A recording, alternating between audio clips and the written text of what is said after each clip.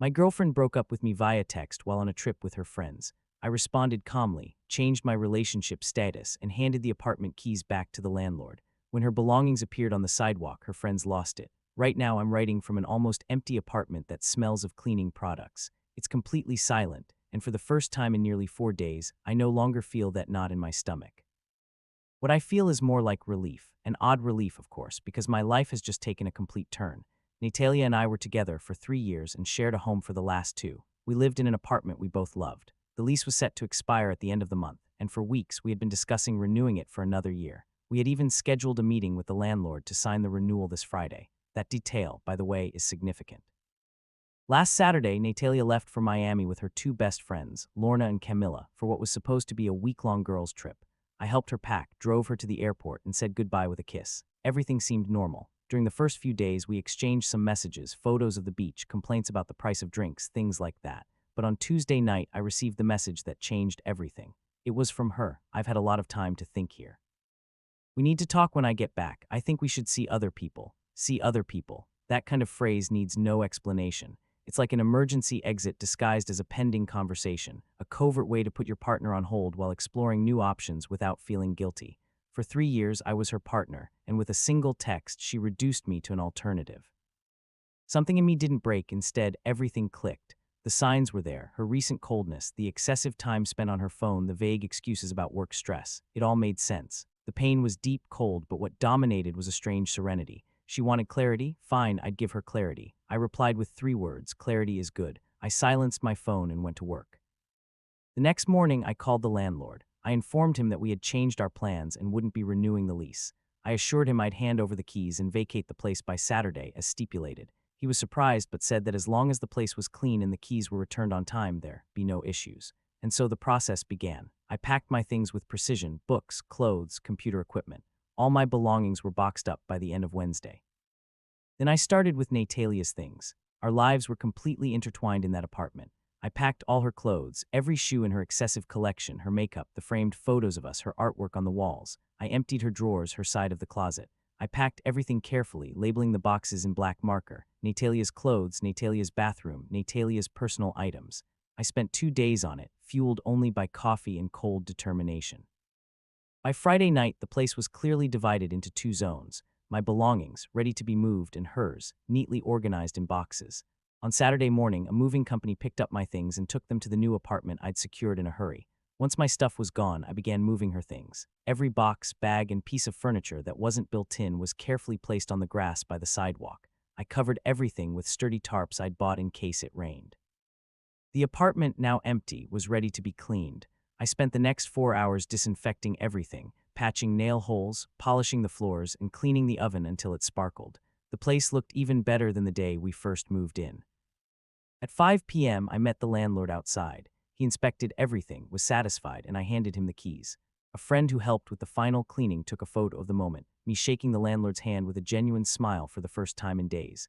Back at my new apartment, I opened my laptop, went to my social media, and changed my relationship status to single. Then I posted the photo with a simple caption. Sometimes you have to close one door to open another. Today, I handed over the keys to the past and started a new chapter. Clarity is a great thing. I didn't mention anyone. There was no need. Less than an hour later, the desperate messages started pouring in. The first was from Lorna, Natalia's best friend. Esteban, what's going on? Camilla just saw a post from someone in your old building. Why are all of Natalia's things on the street? I read the message on the screen. The words glowed like little flames. I took a sip of water and began typing a response. Update: Lorna's first message was just the beginning of an avalanche. Within minutes, my phone started buzzing nonstop, flooded with messages from her, Camilla, and several other friends who were with Natalia in Miami. They all had the same tone: shock, confusion, and escalating outrage. Esteban: answer. People are taking photos of her stuff. Are you crazy? What did you do? Camilla wrote. Natalia's crying nonstop. We had to tell her, you have to fix this. I chose to respond to Lorna, who at least seemed capable of writing complete sentences.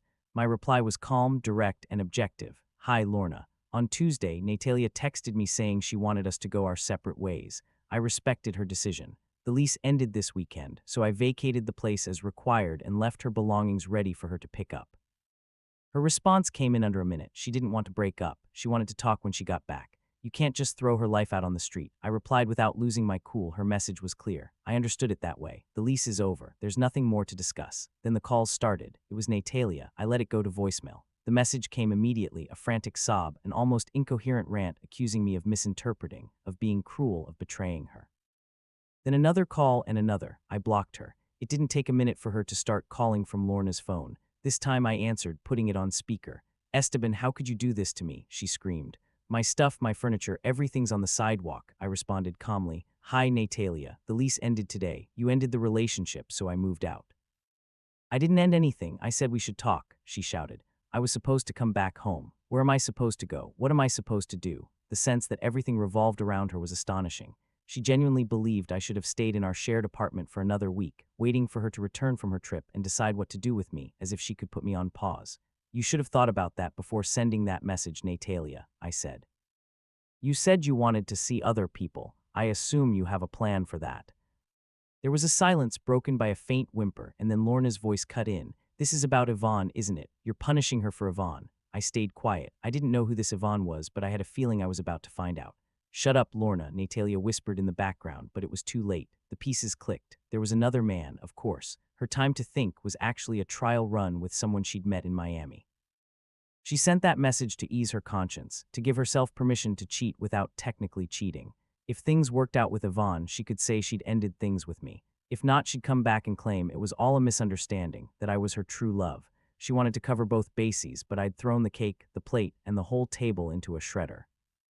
"I have no idea who Yvonne is," I said firmly. "But you clearly do. Maybe he has space for you and your stuff." I hung up. Then I blocked Lorna's number too. The truth was clear. She hadn't gone on a girls' trip. She'd gone on a kind of audition. Later that night, I got an email from the landlord. "Esteban, just wanted to let you know I received a rather upset call from Natalia.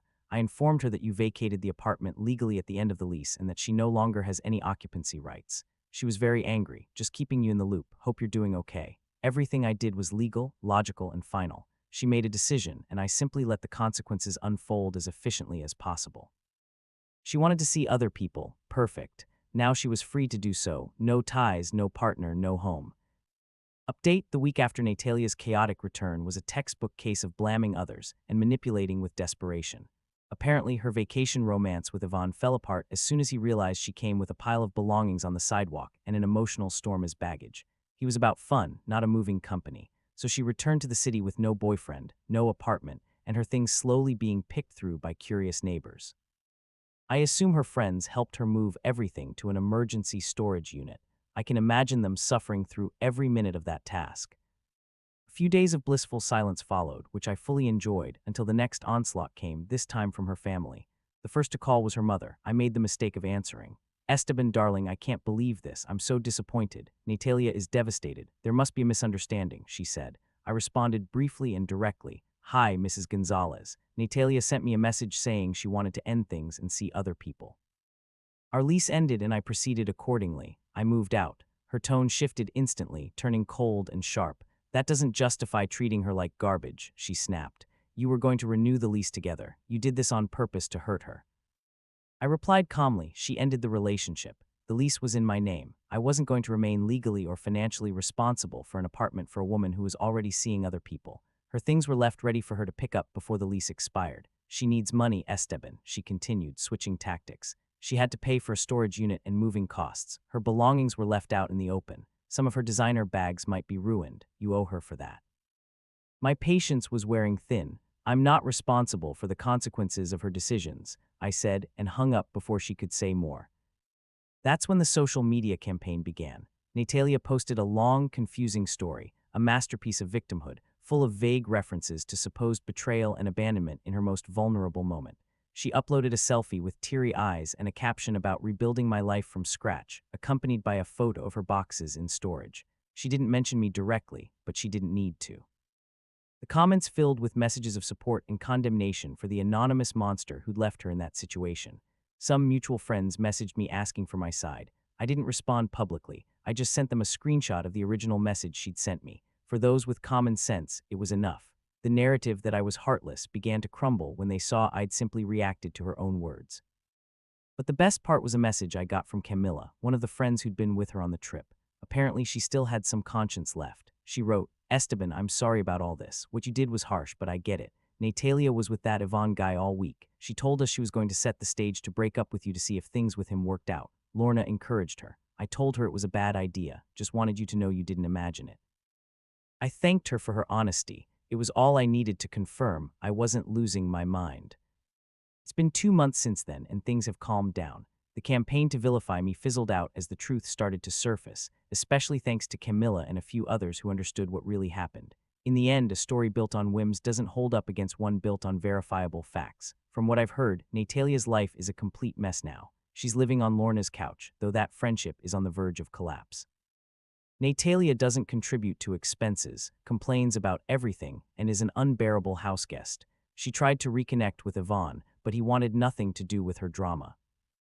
About a month ago, she sent me one last desperate email, a long, rambling attempt claiming I owed her thousands for her share of the security deposit and compensation for supposed emotional trauma. I didn't respond. Instead, I forwarded the email to my lawyer. He drafted a simple cease and desist letter, stating that any further attempts to contact me or demand money would be considered harassment. Since then, complete silence. I'm doing fine. My new apartment is smaller, but it's mine, quiet, peaceful. A few weeks ago, I received a check in the mail from the old landlord. It was the full refund of the security deposit, along with a handwritten note. Esteban, the apartment was spotless. Thank you, wishing you the best. Seeing that check and reading that note felt like closing the chapter with dignity. It was a quiet confirmation that I did the right thing, that I handled everything cleanly and honestly. The greatest irony is that Natalia got exactly what she asked for in her message. She wanted to see other people. I just made it happen immediately, without giving her the safety net she was counting on. This wasn't cruel revenge. It was refusing to play her game. I rejected being her plan B, took her at her word, and acted according to her own terms. She thought she could put me on pause while she tested someone else, and she learned the hard way that other people have an off switch too.